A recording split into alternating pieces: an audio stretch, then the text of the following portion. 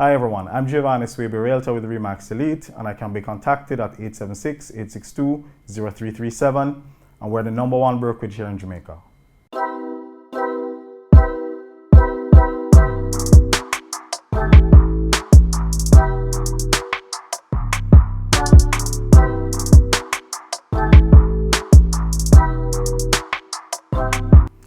The steps in buying a home in Jamaica somewhat is general and probably like many other places across the world.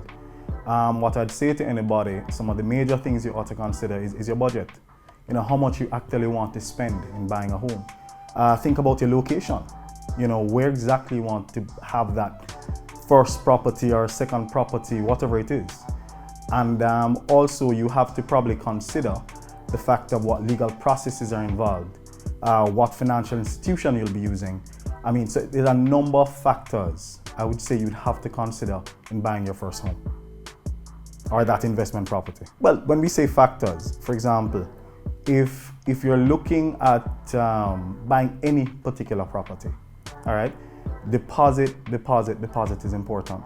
Here in Jamaica, we probably subscribe to that of anywhere from 5% up for that of a deposit ratio.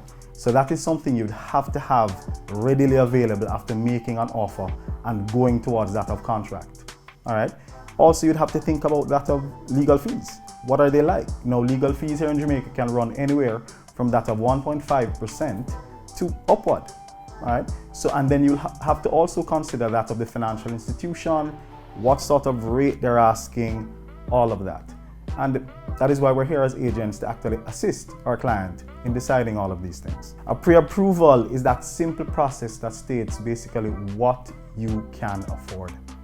Okay, so before anybody at all should buy a property, they should get pre-approved, which means more or less once you get that pre-approval, then we can say definitively as an agent, as a brokerage house, okay, John can spend up to $18 million, and if they can spend up to $18 million, then we know this is the confine, or this is the air, or this is the limit at which we can look for any property at all for that person. And again, a pre-approval becomes very important when making an offer. You simply cannot make an offer without a pre-approval. You would never be taken seriously because no developer would really look at it because we're not sure you can afford the property. Having a saving plan before you buy a home is like ABC, is like rule #1. In truth and in fact, buying a property is probably one of the most capital intensive things the average person will ever do. And so starting early is never too late.